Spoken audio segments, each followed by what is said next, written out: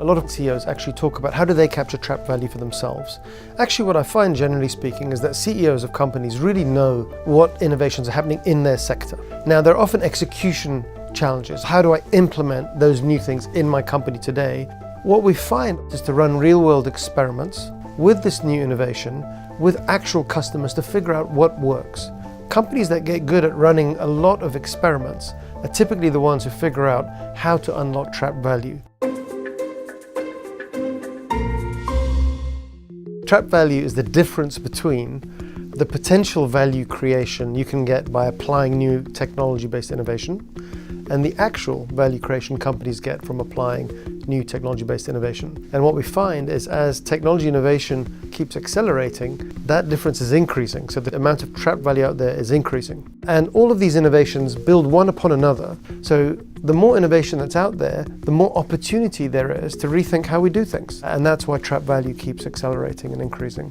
Why is it a big deal? Well, it's a big deal because that trapped value attracts disruptors who come along and say, hey, I'm going to apply that innovation to find a better, faster, cheaper way of doing things to serve a customer.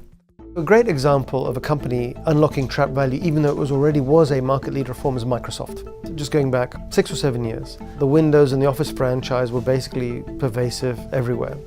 And the decision that they made was to say, do you know what? Instead of having our closed proprietary system, we're going to open it up. We're going to allow it to operate on all our most aggressive competition's devices and hardware. We're going to port it to the cloud at some risk of the revenue model. And actually, in so doing, they've completely pivoted the company from yesterday's story in technology to a super hot property in Silicon Valley today with the number 1 or number 2 valuation market cap of the companies in the world. One of the most classic examples is the Palo Alto Research Center of Xerox. In the 1970s, that unit actually invented the modern computing paradigm that we're all used to. Graphical user interfaces, network computers, and laser printing. It's just there was no incentive for the parent company Xerox to use the innovation, and so they didn't benefit. 2 young guys, on the other hand, Steve Jobs and Steve Wozniak, did visit. They were blown away by what they found there, and the rest is history. What we've learned is that big companies are spending through $3.2 trillion a year on modern innovation in the form of R&D, corporate venture capital, and acquisitions of technology companies.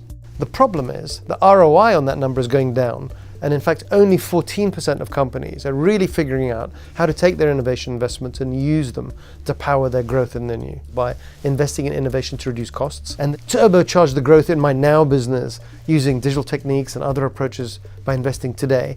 And yet CEOs need to also invest meaningfully for tomorrow's new business, and managing that balance is indeed the job of leaders.